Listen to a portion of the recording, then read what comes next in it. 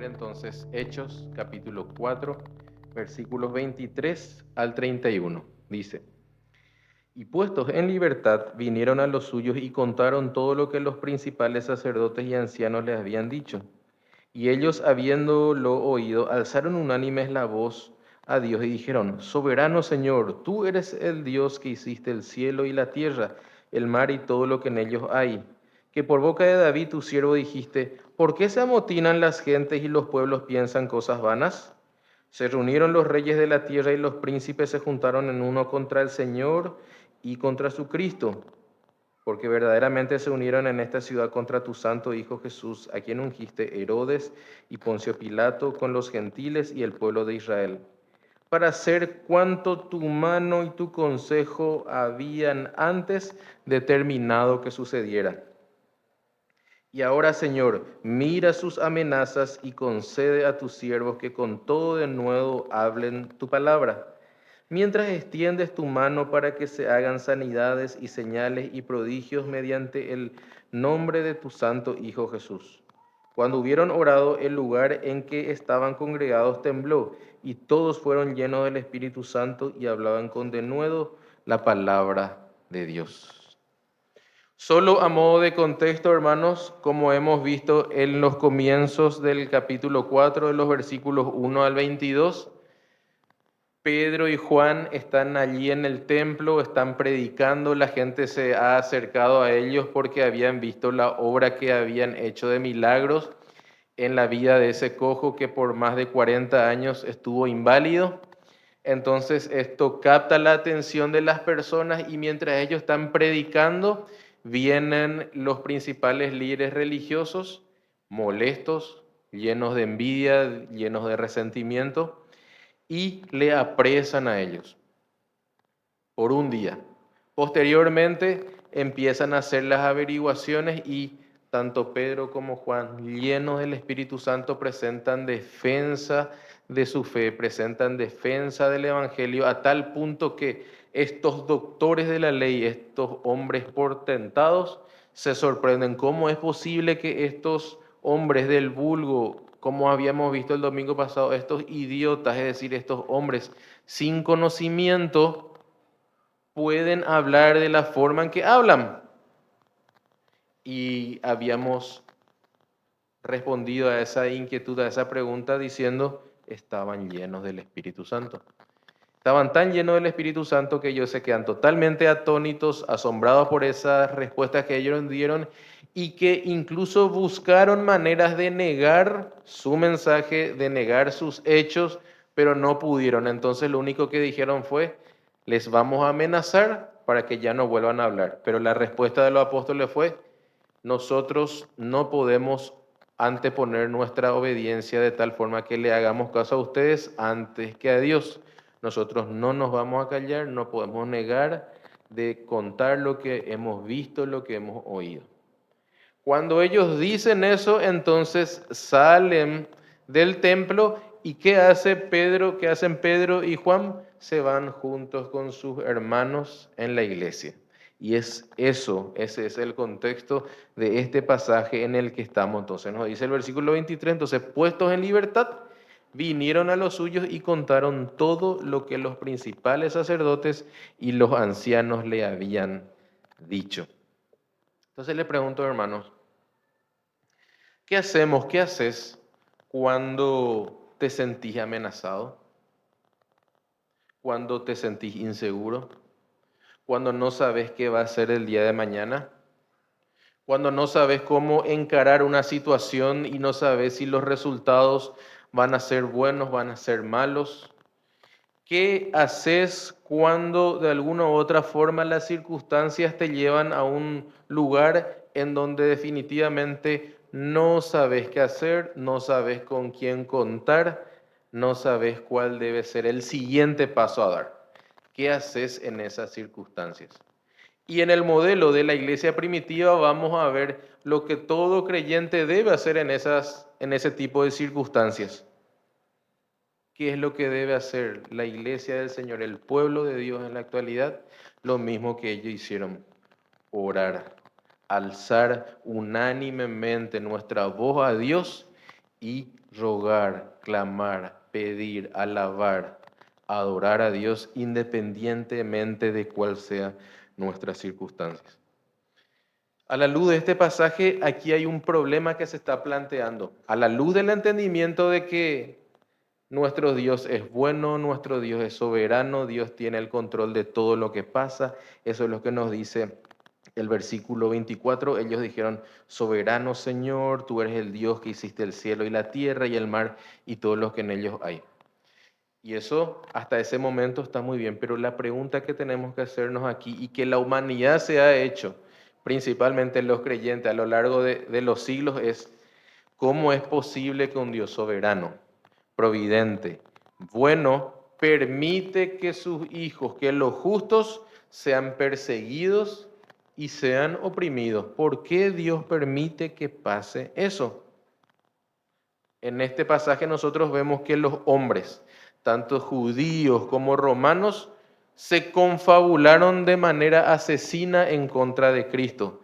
Desde los más altos estrados de poder hasta las personas más comunes se unieron para dar muerte a Cristo, el santo y el justo.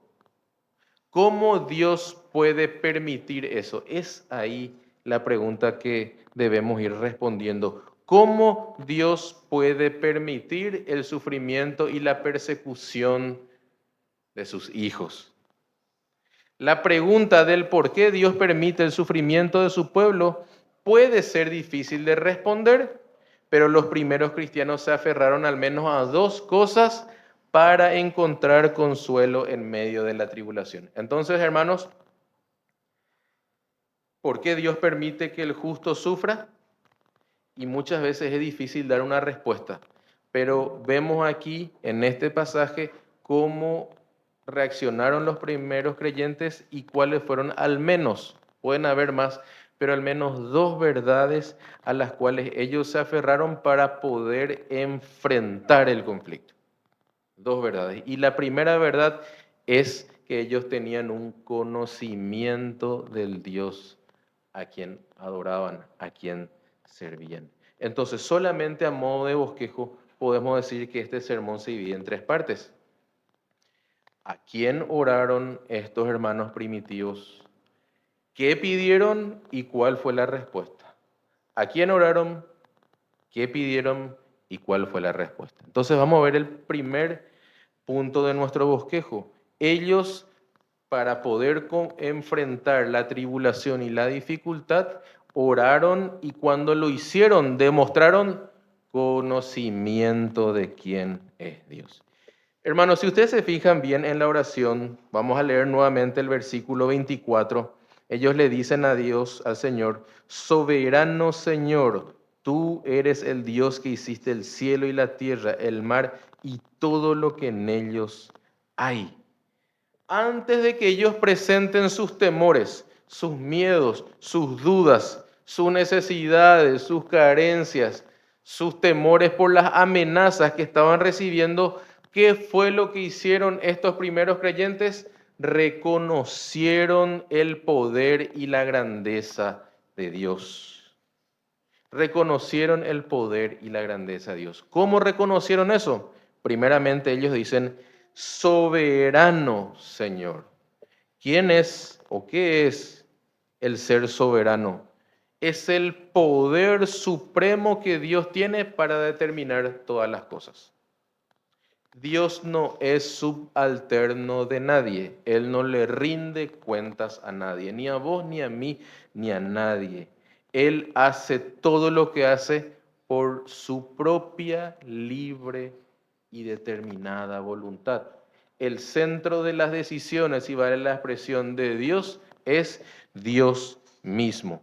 Nosotros entonces debemos regirnos a lo que Él establece. Cuando estas personas, cuando estos creyentes entonces le dicen soberano, ¿qué es lo que están diciendo los primeros creyentes? Entonces, vos tenés el control de todo lo que está ocurriendo y todo esto es por tu control, por tu dominio. Vos estás por encima de todo.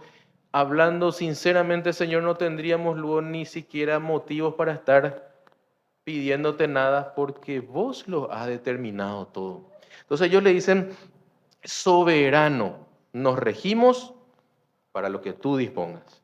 Pero a continuación le dicen soberano, Señor.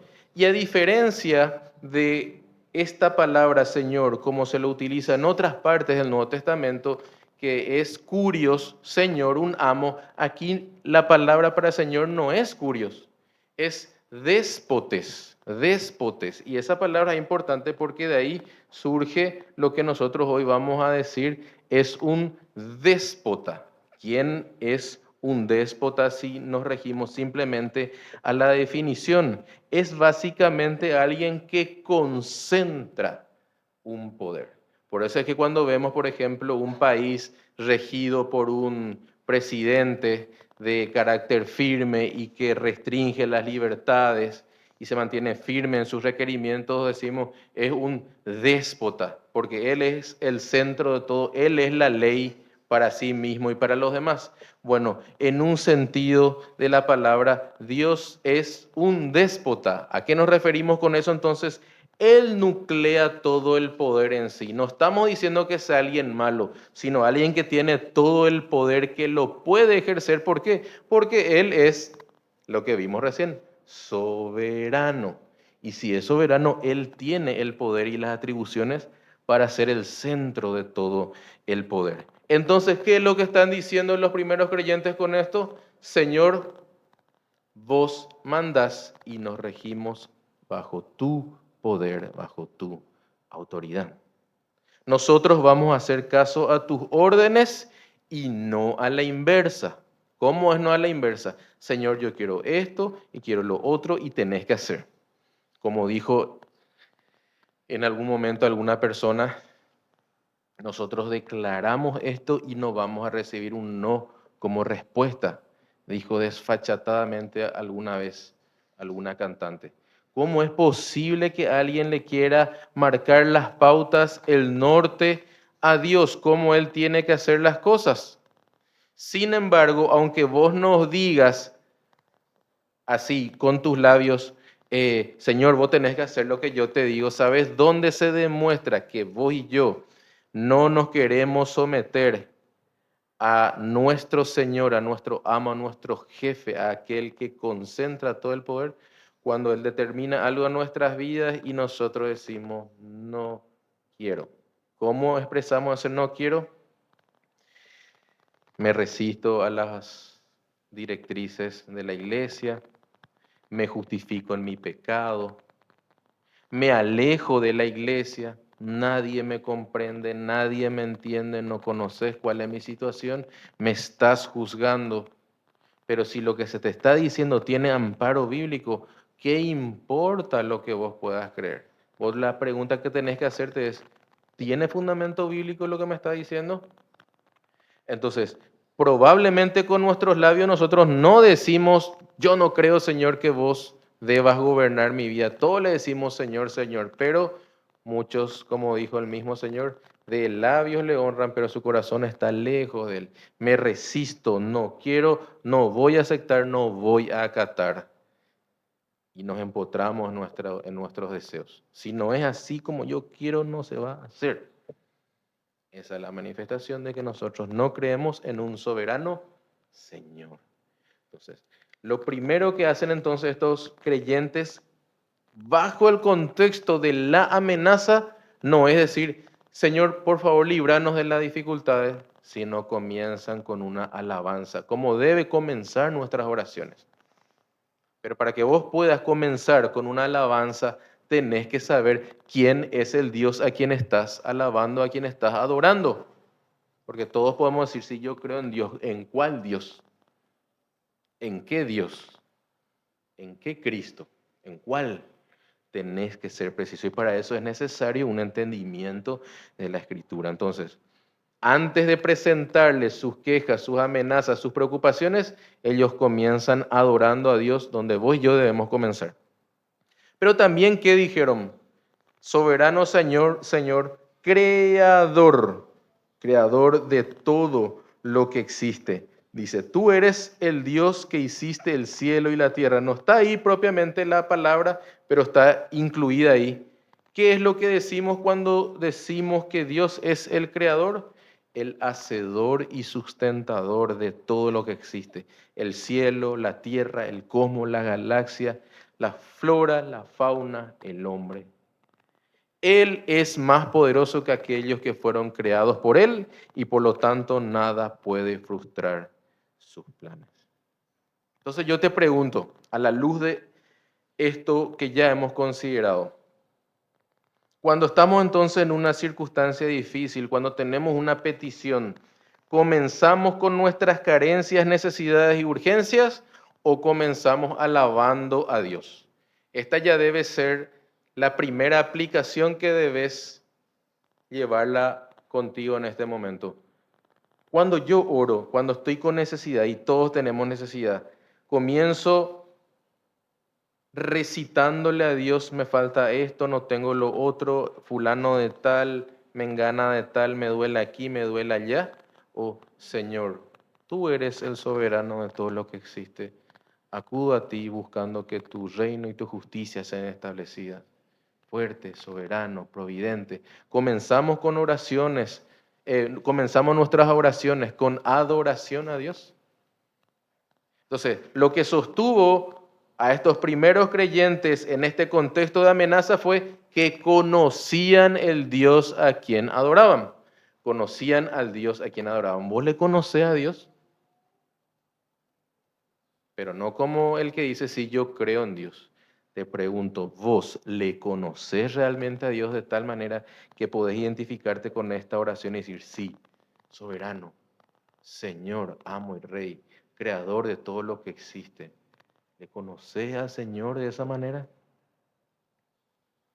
Pero otra segunda cosa que los creyentes conocían, una segunda verdad a la cual se aferraron, aparte de su entendimiento de quién era Dios, fue su confianza en los decretos de Dios.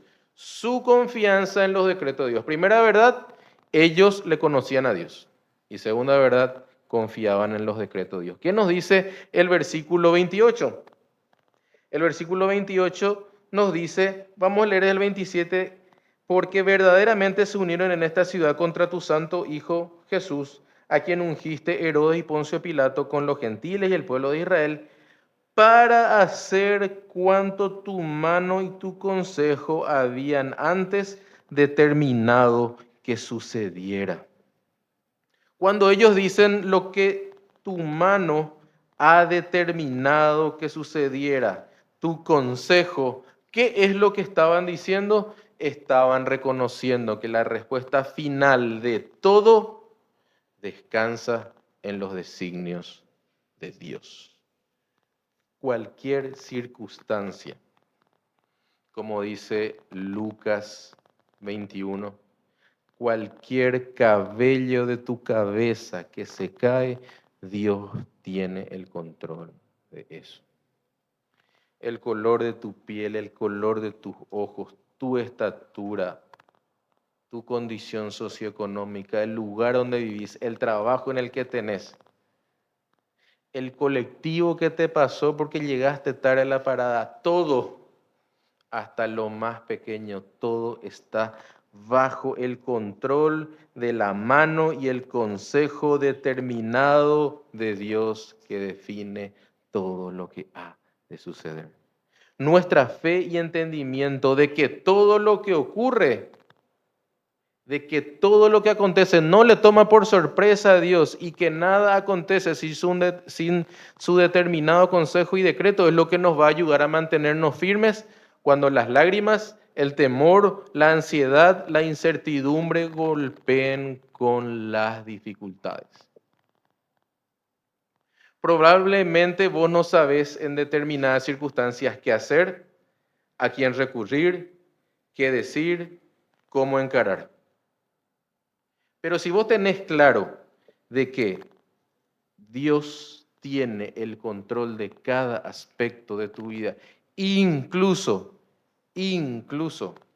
la maldad de tu corazón, Porque nosotros sabemos, por ejemplo, por el testimonio de José, que Dios se valió de la envidia y de la maldad de sus hermanos para que años adelante, años en el futuro, él se constituya en el segundo después de Faraón. Dios permitió que incluso le envidien para que él sea posteriormente el salvador del pueblo de Israel. ¿Qué control tiene Dios de todas las circunstancias? Entonces, cuando a nosotros nos embargue el miedo por las circunstancias que tenemos que atravesar, por las amenazas que recibimos, como lo hicieron estos primeros creyentes, si no sabemos qué hacer, si no sabemos qué decir, sabemos a quién recurrir, el soberano, el que tiene el control, el creador de todo lo que existe y que lo ha determinado todo de tal manera que cuando algo te pase hoy, mañana o pasado, vas a decir, no me gusta, Señor. Quizás le puedo decir, no estoy de acuerdo, Padre, pero sé que es lo mejor para mi vida. Y ese es un acto de maduración, es un acto de fe que nosotros debemos depositar en el Señor.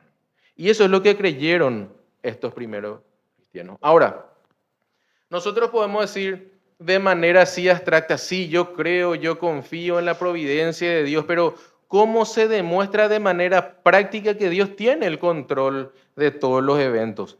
Por la misma oración de estos creyentes, ¿qué fue lo que ellos dijeron? Dios tiene el control incluso en la forma en que Él ha obrado en la historia. ¿Y cómo fue que Dios obró en la historia para poder tener la seguridad de que Dios es soberano? Miremos nuestro versículo 25 del capítulo 4 de Hechos. Que por boca de David tu siervo dijiste, ¿por qué se amotinan las gentes y los pueblos piensan cosas vanas?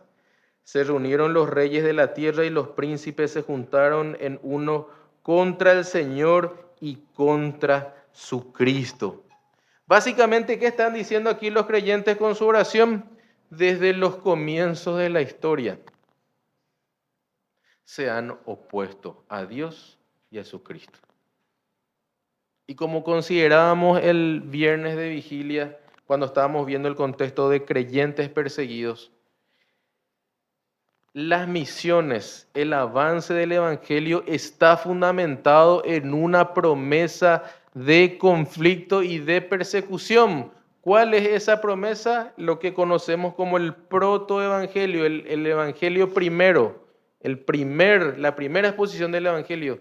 Y pondré enemistad entre la mujer y la serpiente.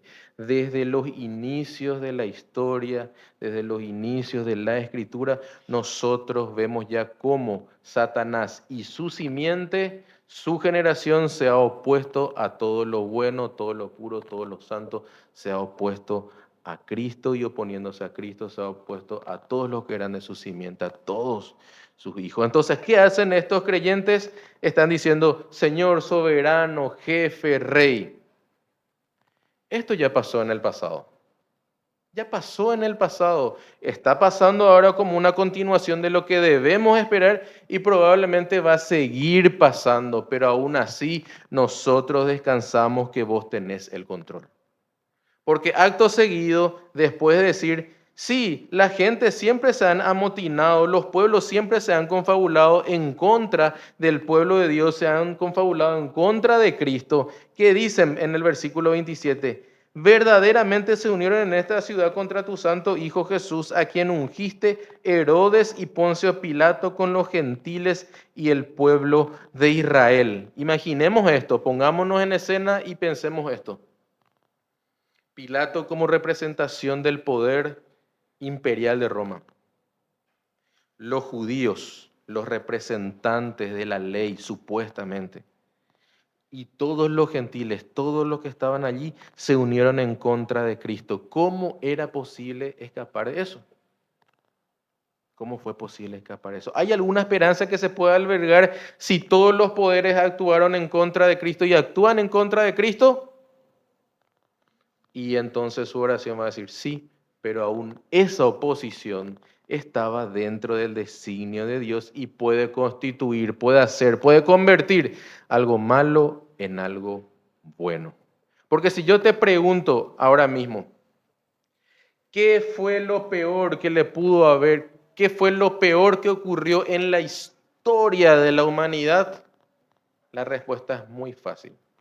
Lo peor que ocurrió fue ese día, ese Viernes Santo, cuando Pilato, cuando los judíos y cuando los gentiles dijeron, suéltanos a Barrabás, crucifíquele a Cristo. Y acto seguido dicen, crucifícale, crucifícale. Le llevan al santo a la cruz y le dan muerto. Eso fue lo peor. No hay nada más malo que pueda acontecer, que ha acontecido, que acontece o que acontecerá en el futuro, que la crucifixión de Cristo.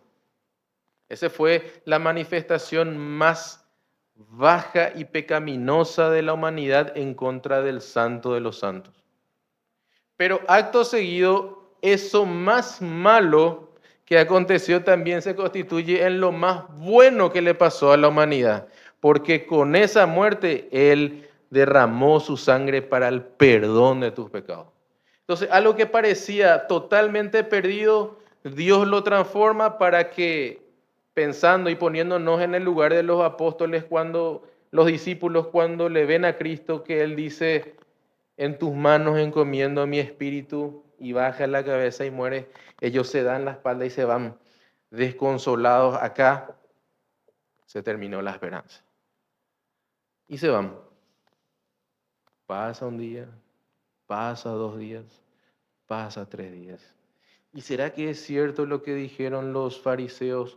Que hubieron luego ya otros que se jactaron de ser el Mesías y hizo ciertamente muchos milagros, muchas señales, muchos prodigios, enseñó cosas espectaculares, pero ahora está en la tumba.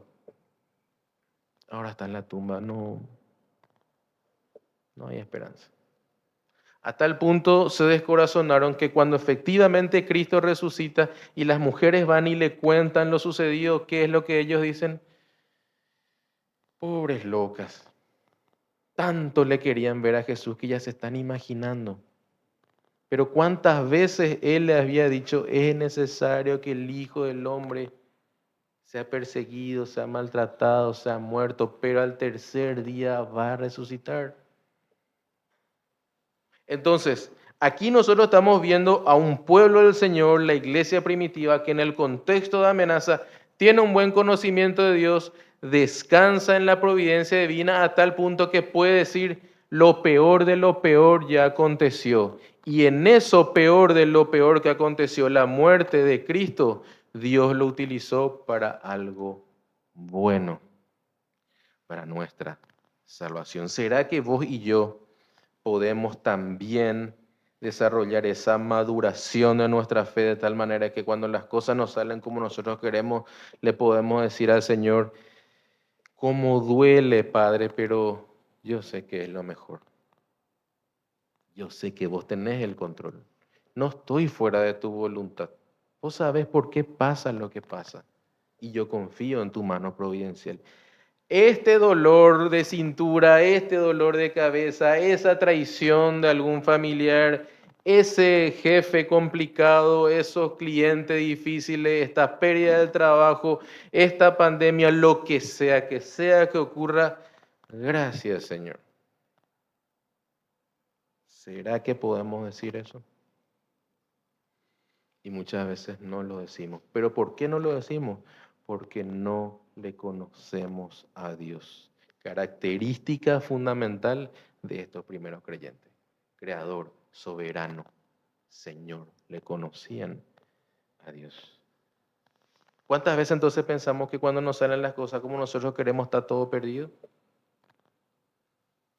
Los creyentes dicen, Cristo resucitó, Cristo venció. Eso es lo más importante. Y de esa manera demostraron su verdadero entendimiento y acatamiento de la voluntad de Dios. Ahora, hay algo muy importante.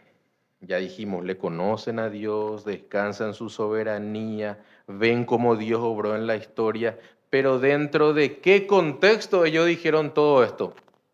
Dentro del contexto de la oración. Fue en medio de una oración que ellos dijeron todo lo que dijeron que estamos estudiando Ahora, ellos estaban involucrados unánimemente, nos dice el versículo 24, habiendo escuchado el relato de Pedro, alzaron unánimes la voz a Dios. ¿Qué es lo que vos y yo decimos cuando cada día que pasa no oramos? O si oramos, no lo hacemos con fe. Cuando pareciera ser que la oración es la aspirina divina que ingerimos cuando algo nos duele, esperando una ayuda de Dios, pero cuando se soluciona ese dolor, esa carencia, nos olvidamos de Él. Acudimos a Él solamente cuando nos hace falta y cuando ya lo tenemos nos olvidamos de Él. Somos como parte de esos 10 leprosos, es decir, 9 que recibió la curación, estuvieron muy gozosos, reconocieron que Cristo les sanó, pero no regresaron a darle gracias a Él. Solo uno volvió. Y mucha gente busca su milagro, busca resolver su problema, busca recibir alguna respuesta de parte de Dios, pero cuando lo recibe se olvida. ¿O por qué muchas veces Dios permite que nuestras oraciones demoren en ser contestadas? Porque esa demora es la invitación de Dios para seguir firme y dependiente de Él. Porque si te respondiera a los 2 o 3 días que vos le pedís, acordate, vas a dejar de orar. Vamos a dejar de orar. El Señor te está invitando. Yo quiero responderte, pero primeramente quiero tener comunión contigo. Como le decía a un hermano, les pido oración por sabiduría y él me dijo, está muy bien que pida sabiduría. Pero antes de pedir sabiduría, pedí tener comunión con Cristo, comunión con el Señor, deleite en Él para que si vos te deleitas en Él y Él es tu todo, allí pueda disfrutar de la sabiduría. Porque si lo que buscas simplemente es tener respuesta a las cosas, eso lo podés encontrar en un libro o en varios libros. Pero lo que vos necesitas es hacer de Cristo tu deleite. Y eso es lo que muchas veces nosotros no queremos. Entonces, ¿qué es lo que estamos diciendo cuando pasan los días y días y no oramos? O cuando se habilitan tiempos de oración aquí en la congregación y no asistimos. ¿Qué es lo que estamos diciendo? Yo no creo en Dios. Eso se llama ateísmo práctico. Yo sé que Dios existe, pero me relaciono con Él como si no existiera. Porque yo no dependo, porque yo no clamo, porque yo no busco de Él. Esta actitud de la iglesia de ser amenazada y orar no era casualidad. Si nosotros vemos y nos remontamos un poquitito más hacia atrás en los capítulos 1 y 2, vamos a ver que para la elección de Matías, María, la madre de Jesús, su hermano y los demás apóstoles, ¿qué estaban haciendo? Orando. Cuando le van a elegir a Matías, están orando. Cuando desciende el Espíritu Santo, están orando. Y así sucesivamente vamos a ver un pueblo que está continuamente en un mismo sentir. Perseveraban, dice, en la doctrina de los apóstoles, en la comunión unos con otros, en el partimiento del pan y en las oraciones. Pidámosle al Señor el querer y el hacer de su buena voluntad, de tal manera que ponga en nosotros más deseo y necesidad de oración, porque realmente debemos reconocer que muchas de las cosas que encaramos, las decisiones que tomamos y los pasos que damos responden a mi razón, mi entendimiento, mi experiencia, lo que yo siento y no lo que Dios dice en su palabra. ¿Quién es el que está rigiendo tus decisiones? No me siento bien, hay algo raro ahí. Voy a dejar nomás. ¿Dónde se te manda en la escritura que vos tomes una decisión por el hecho de que te sientas bien o no? Como siempre les he dicho, cuando las papas queman y tenés la posibilidad de mentir para zafar, yo te puedo asegurar que siempre va a ser más placentero mentir que decir la verdad, porque si decís la verdad, puede venir consecuencias. Siempre va a ser más fácil mentir que decir la verdad.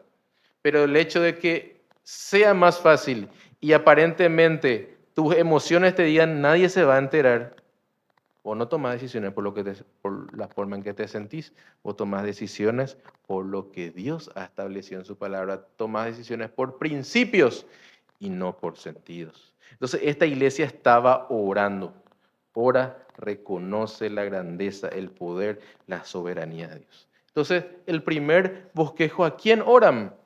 Al verdadero Dios. Pero acto seguido, ¿qué es lo que piden? ¿Qué es lo que piden? Versículo 29. Y ahora, Señor, mira sus amenazas y concede a tus siervos que con todo de nuevo hablen tu palabra, mientras extiendes tu mano para que se hagan sanidades y señales y prodigios mediante el nombre de tu santo Hijo Jesús. Entendemos la petición que están haciendo acá. No piden más tranquilidad. No piden, Señor, y quizá se nos pasó un poco las acusaciones a los líderes religiosos. ¿Para qué luego le dijimos que ellos le crucificaron a Cristo? A lo mejor lo que necesitamos es un poco más de diplomacia. A lo mejor tenemos que controlar un poco más nuestras palabras para que ya no nos vuelvan a amenazar. No, señores, no pidieron eso. Ni siquiera dijeron, Señor, ayúdanos a pasar estas dificultades porque nos da gusto ser perseguidos, nos da gusto estar bajo amenaza, nos da gusto estar con esa incertidumbre. No dijeron eso. ¿Qué fue lo que pidieron? De nuevo para hablar de la palabra. De nuevo, capacidad, valentía, coraje, porque sabían que necesariamente si eran fieles al mensaje de Cristo, a su evangelio, iban a pasar por dificultades y acusaciones y necesitaban la luz y la sabiduría, todo el consejo de Dios y la firmeza para mantenerse en sus convicciones. Esto, hermanos, nosotros debemos tomarlo y nos debe animar y desafiar, porque incluso en medio de las amenazas de los hombres, como era el contexto, la amenaza de los fariseos, de los saduceos, cuando vengan estas amenazas, lejos de desanimarnos, debemos pedir al Señor capacidad, valentía, coraje y firmeza para encarar el problema y no huir de ellas. Cuando nosotros evitamos encarar un problema por no querer controversia o por sobrepensar lo que el otro puede hacer o decir si es que yo le encaro el problema, eso no va a mejorar la situación. Lo que va a hacer es lo va a empeorar. ¿Qué pensaríamos de una persona que dice que barre la sala de su casa y va tirando todo el polvo debajo de la alfombra? Realmente está limpiando su sala. Lo que está haciendo es escondiendo nomás la inmundicia, pero sigue estando allí. Y eso es lo que nosotros hacemos cuando evitamos, por miedo al hombre, por el qué dirán, porque no quiero pasar por malos ratos. Pero aquí estos creyentes piden justamente lo que les llevó a la cárcel. Danos valentía para predicar. ¿Y cuál era la orden de los líderes religiosos? No prediquen más. Entonces, ¿qué le está diciendo, Señor? Danos fuerza porque probablemente vamos a irnos otra vez a la cárcel y cuando eso pase, no queremos volver atrás. Queremos mantenernos firmes en nuestras convicciones. Entonces, un problema, cuando ellos piden de nuevo, están pidiendo valentía para no desentenderse de los problemas, sino enfrentarlo con valentía y coraje, lleno del Espíritu Santo en toda oración y ruego, pidiendo tal de nuevo que sus palabras dejen sin razón y fundamento a los opositores. Eso fue lo que pasó en el versículo 16 del capítulo 4. Dijeron los líderes religiosos, no hay manera de acusarle, no lo podemos negar.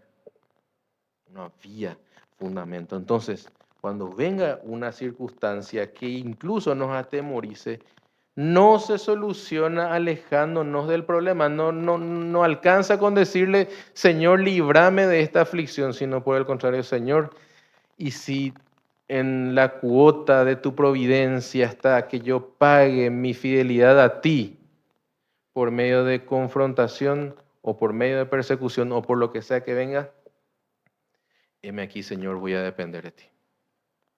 Cosa que es más fácil decirlo, es más fácil predicarlo que vivirlo. Ahora yo les hago una pregunta, hermanos. Si bien esto es parte del bosquejo que estamos desarrollando, ya sabemos que a quienes ellos se relacionaron y ahora estamos viendo qué fue lo que ellos pidieron.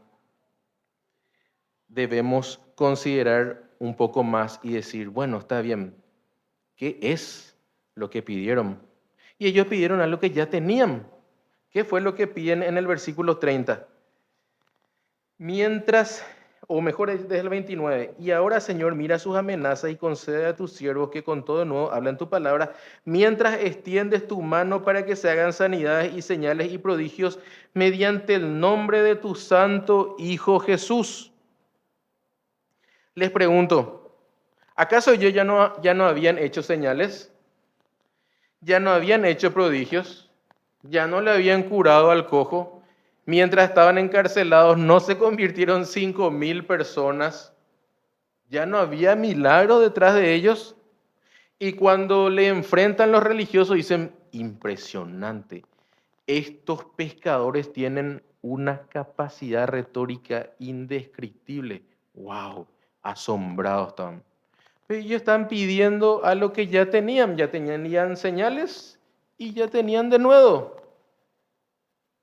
¿Por qué piden nuevamente eso? Porque el Hijo de Dios, el creyente, debe confiar continuamente en el Señor, no descansando en sus triunfos o victorias pasadas, no sintiéndose seguro en su lógica, en su capacidad, en su experiencia, en su razonamiento, sino solamente en el Señor. Ese fue uno de los pecados de la iglesia de Éfeso en el capítulo 2 de Apocalipsis. ¿Qué dijeron ellos? Sí, yo sé, le dice el ángel, yo sé que vos demostraste la falsedad de los falsos maestros, hiciste muchas obras, fuiste una iglesia referente, pero has dejado tu primer amor. Todos los logros, todos los antecedentes, todas las victorias en el pasado no sirven si no están siendo continuamente refrendadas en el presente. Nosotros no podemos vivir de la historia pasada, nosotros estamos viviendo en un continuo y eterno presente. Hoy yo debo santificarme. ¿Qué me sirve a mí que hace 10 años atrás yo tenía una fe inconmovible y que ahora cuando apenas sopla un vientito de dificultad, yo ya estoy totalmente constipado de dudas, de resistencia, de molestia y ya quiero luego tirar la toalla? La vida cristiana no es para mí. ¿De qué te sirve haber sido un buen creyente en el pasado y un débil creyente en el presente? Ellos piden continuidad del poder de Dios en su vida, en el presente, y por eso le piden de nuevo que ya tenían y le piden señales que ya tenían, pero querían que eso siga siendo vigente en sus vidas. Necesitamos depender de Dios continuamente, porque cuando vos te sientas fuerte, ahí es tu momento de mayor peligro. El que crea estar firme, mire que no caiga.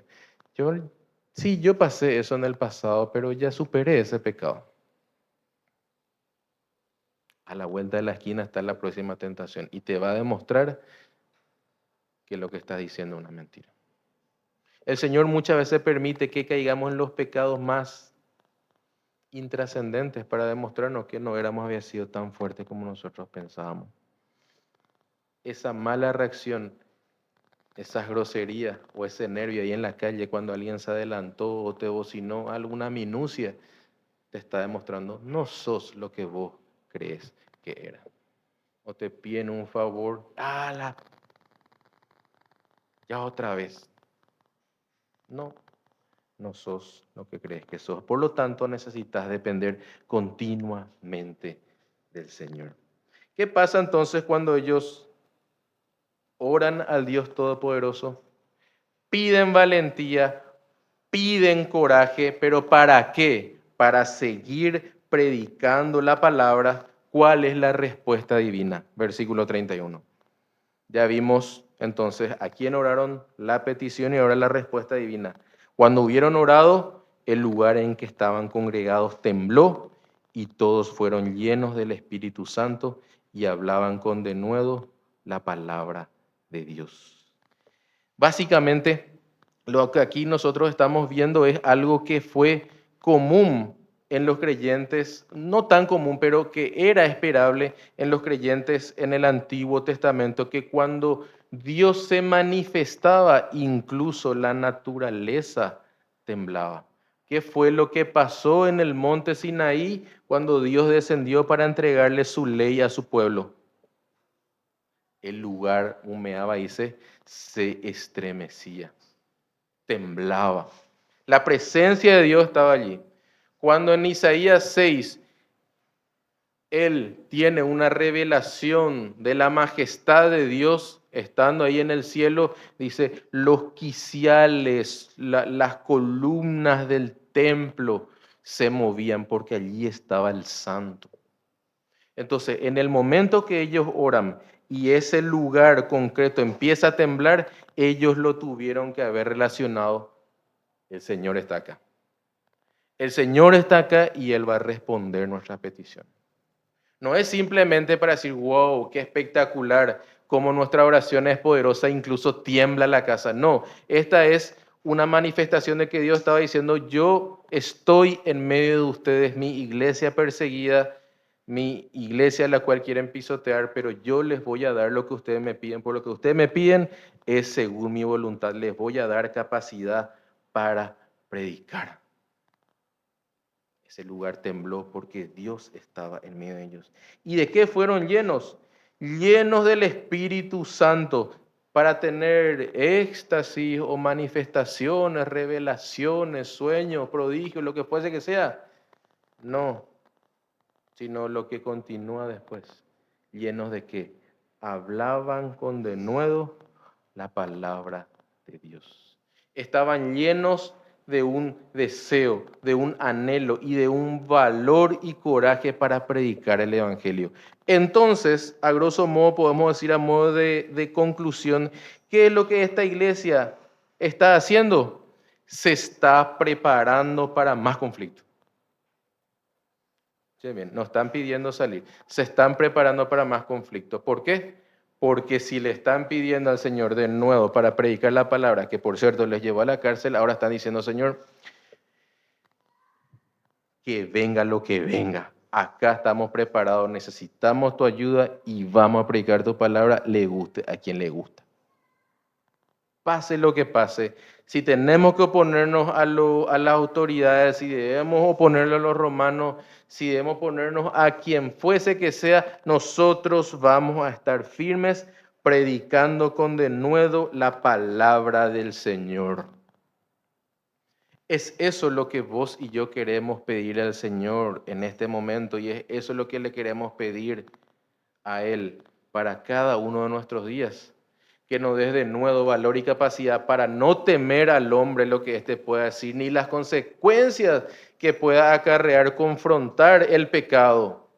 Le estamos pidiendo, Señor, de nuevo para que ya no digamos, yo no sé qué le voy a decir, porque yo luego cuando le evangelizo me trabo todo, me pongo nervioso y olvidando que el que va a hablar realmente, el que va a dirigir el Espíritu Santo, por lo cual no está hablando mal de sí, está hablando mal del poder del Señor.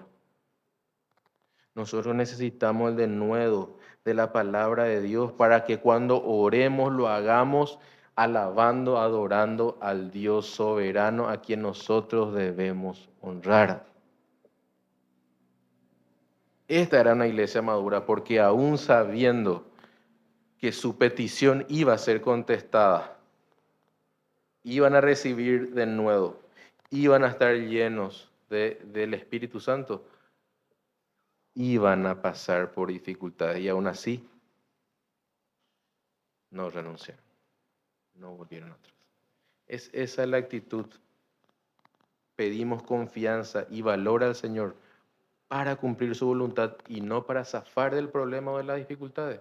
Eso es lo que le debemos pedir ahora al Señor, que el Señor nos ayude a ser una iglesia, que si debemos pasar por conflictos, lo primero que hagamos sea orar, clamar, pedir al Dios grande, al Dios poderoso, al Dios soberano, al Dios providente, al que nada le toma por sorpresa, al que determina todo lo que va a acontecer para alabanza y gloria de su santo nombre. A ese debemos adorar y esa debe ser nuestra actitud. En este momento nosotros vamos a pasar a compartir cena del Señor. Y allí nosotros estamos recordando y celebrando, como les decía hace rato, en un sentido lo más grave que ocurrió, pero al mismo tiempo lo más victorioso. Estamos recordando que el Cristo padeció, que Cristo tuvo amenazas, que Cristo finalmente dio su vida, pero que Él también resucitó y que su cuerpo y su sangre alimenten, fortalezcan nuestra fe para que si debemos confrontar, si debemos pasar persecución, si nuestra fe este año va a ser probada, lo que fuese que sea que esté aconteciendo, podamos encontrar alimento, refrigerio en los medios de gracia que Él dejó, como lo es la Santa Cena. Vamos a orar y después pasamos a celebrar. Oremos.